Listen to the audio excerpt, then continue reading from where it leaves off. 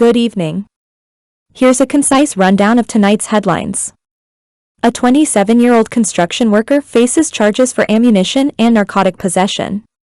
Concerns arise as a 14-year-old goes missing along with her mother's money. A farmer pleads guilty to the 2020 Bourda Market killing.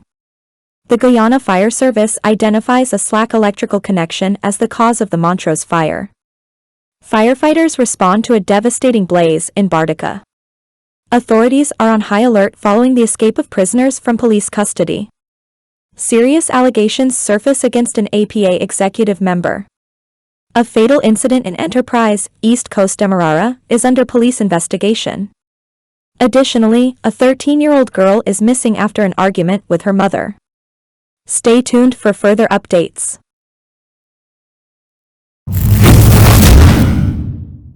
A 27-year-old construction worker charged for ammunition and narcotic possession. Jamal Anthony, a 27-year-old construction worker residing in Hope Estate, East Coast Demerara, and Guyana Park squatting area, Georgetown, was arrested on February 14, 2024, and formally charged on February 16, 2024, with multiple offenses related to possession of ammunition and narcotics. Anthony was charged with the following offenses: possession of ammunition without license, contrary to Section 16(2)(a) of the Firearms Act, Chapter 1605, involving 8 12-gauge shotgun cartridges and 4.38 rounds of ammunition. Possession of narcotic for the purpose of trafficking, contrary to Section 5(1)(ai) of the Narcotic Drug and Psychotropic Substance Control Act, Chapter 10(10), involving 42 grams of cannabis. Cultivating a prohibited plant, contrary to Section 8(1)(ai) of the Narcotic Drug and Psychotropic Substance Control Act, Chapter 10(10). Anthony appeared at the Vigilance Magistrates Court before Senior Magistrate Fabio Azor at 11 o'clock hours today, where the charges were read to him. He pleaded not guilty to all charges. Bail was refused, and he was remanded to prison. The matters were subsequently transferred to the Cove and John Magistrates Court for March 26, 2024. The Guyana Police Force remains committed to combating illegal activities and ensuring the safety and security of all citizens.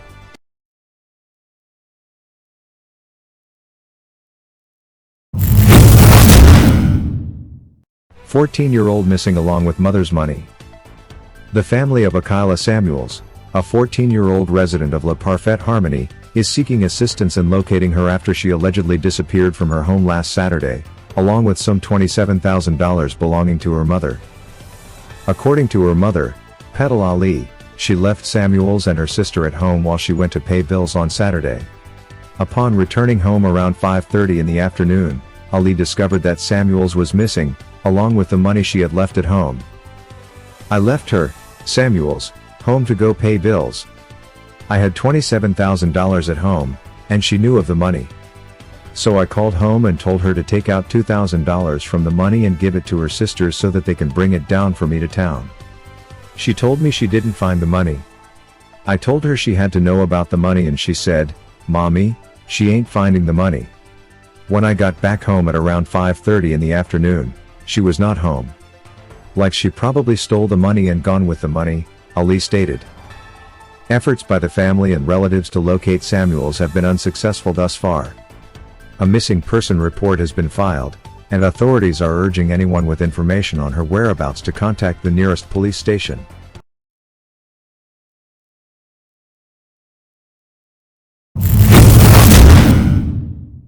Farmer pleads guilty to 2020 Bourda Market killing.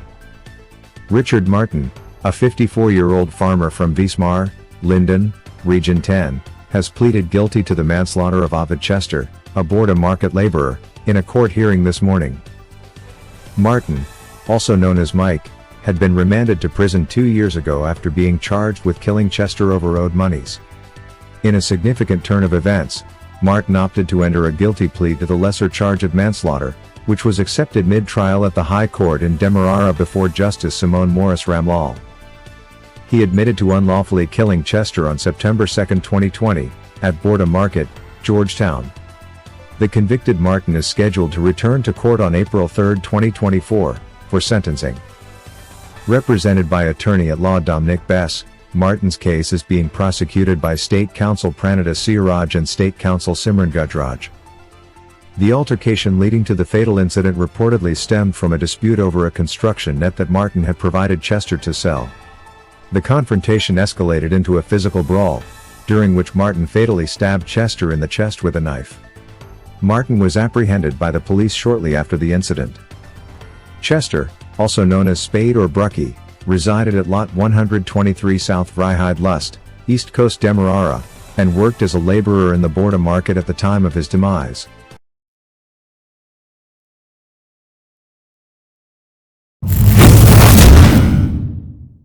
Slack electrical connection identified as cause of Montrose fire, says Guyana Fire Service. On the evening of February 17, 2024, at approximately 21:08 hours, the fire department received a distress call regarding a fire at Lot 239 Montrose, East Coast Demerara. In a prompt response, water tenders 105, 85, along with water carrier 14 from the Campbellville Fire Station, Eccles Fire Station, and Fire Service Headquarters, rushed to the scene. Upon arrival at 21:55 hours, firefighters found a two-story wooden and concrete building engulfed in flames. The fire, caused by a slack connection of live faulty electrical wiring, quickly spread and ignited nearby combustible materials, resulting in significant damage to the structure and its contents. Tragically, 4 individuals were left homeless as a result of the blaze. Despite the challenges posed by the intensity of the fire, firefighters swiftly took action. Utilizing one jet working from weight number 85 tank supply, one jet working from weight number 105 tank supply, and 2 jets working from Dub-C number 14 tank supply, they successfully extinguished the flames by 22:48 hours. The Guyana Fire Service reminds all residents to prioritize fire safety by ensuring proper electrical maintenance and being prepared for emergencies. Ensure homes and businesses are equipped with fire extinguishers and smoke detectors.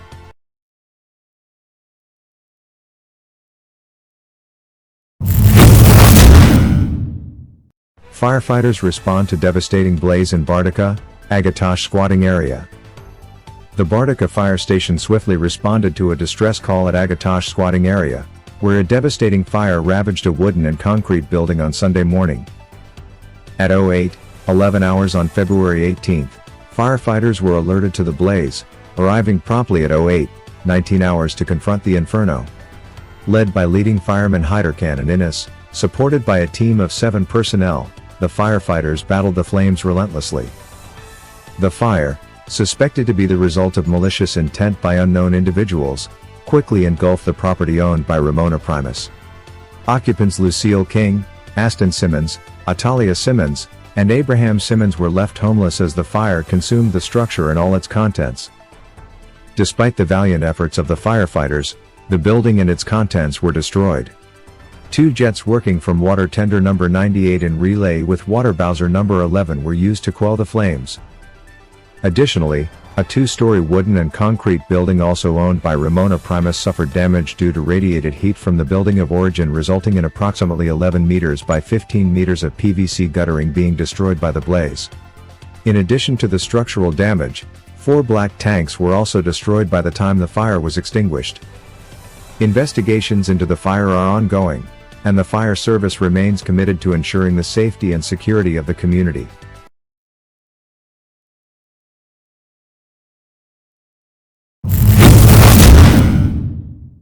Escape of prisoners from police custody. The GPF is currently investigating an incident involving the escape of 2 prisoners from police custody earlier today. The incident occurred at approximately 15 hours outside the Lusignan prison compound on the east coast of Demerara, ECD.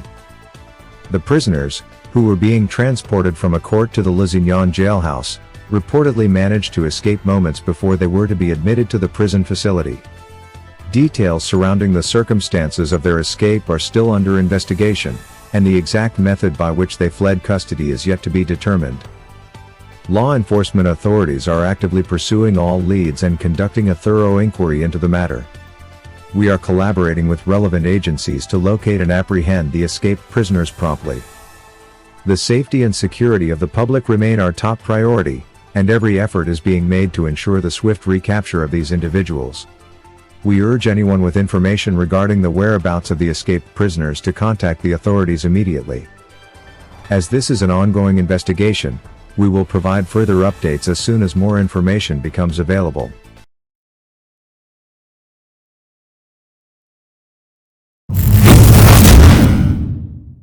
Serious allegations against APA executive member. The Amerindian People's Association, APA, has been made aware of serious allegations leveled against one of its executive members, Mr. Michael McGarrell. It has come to our attention through credible sources that Mr. McGarrell is accused of multiple instances of rape involving females below the age of 16. While we cannot comment on ongoing legal matters, the APA takes all allegations of this nature extremely seriously. The safety and well-being of our community members, especially vulnerable individuals such as minors, are of utmost importance to us. Upon learning of these allegations, Mr. McGarrell was immediately suspended from his duties within the APA pending the outcome of investigations. The APA is fully cooperating with law enforcement authorities in their inquiries into this matter.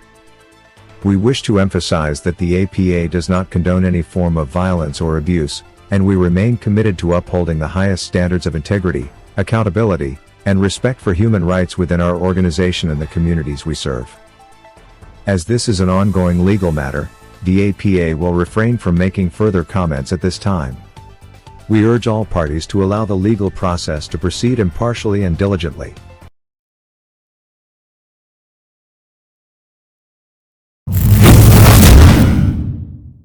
Fatal incident in Enterprise, East Coast Demerara under police investigation. The Guyana police force is currently investigating a tragic incident that occurred last night, Sunday, February 18, 2024, at approximately 20:50 hours on the access road at Enterprise, East Coast Demerara. The incident involved motorcar PRR 6860 and its driver, Timothy Kubel, aged 22, of Lot 102 Enterprise squatting area, who tragically lost his life. Preliminary investigations indicate that the car was traveling westbound at a high rate of speed when the driver lost control, causing the vehicle to veer off the road and into a nearby trench on the southern side. The vehicle subsequently submerged underwater with the driver still inside. Prompt action by members of the public resulted in the driver being rescued from the vehicle and transported to the Georgetown Public Hospital. However, despite efforts to save his life, Timothy Kubel was pronounced dead upon arrival at the hospital. The Guyana Police Force extends its deepest condolences to the family and friends of Timothy Kubel during this difficult time. Our thoughts and prayers are with them as they mourn the loss of their loved one.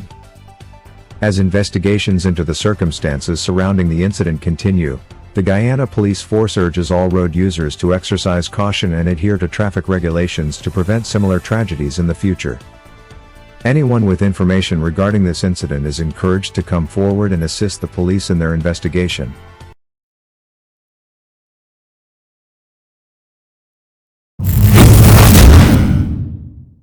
"13-year-old girl missing after argument with mother." The family of Anisa Simon, a 13-year-old student at Stewartville Secondary School, is desperately seeking information on her whereabouts after she left home following an argument with her mother and has not returned since last Monday. Anisa, who resided with her mother, Anaya Simon, and siblings in Zeeligt, East Bank Essequibo, reportedly left home after a disagreement with her mother over her cell phone. According to her mother, Anisa requested to take her cell phone to school, but her request was declined. This led to a heated argument, during which Anisa left the house and has not been seen since. "We are deeply concerned for Anisa's safety and well-being," said Anaya Simon, Anisa's mother. "We urge anyone who may have seen her or has any information on her whereabouts to come forward and contact us immediately. We just want to know that she is safe." Anyone with information on Anisa's whereabouts is urged to contact her mother, Anaya Simon, at +592 676 7035. Any information, no matter how small, could be crucial in locating Anisa and ensuring her safe return home. The family appreciates the assistance of the community and law enforcement agencies in their efforts to locate Anisa.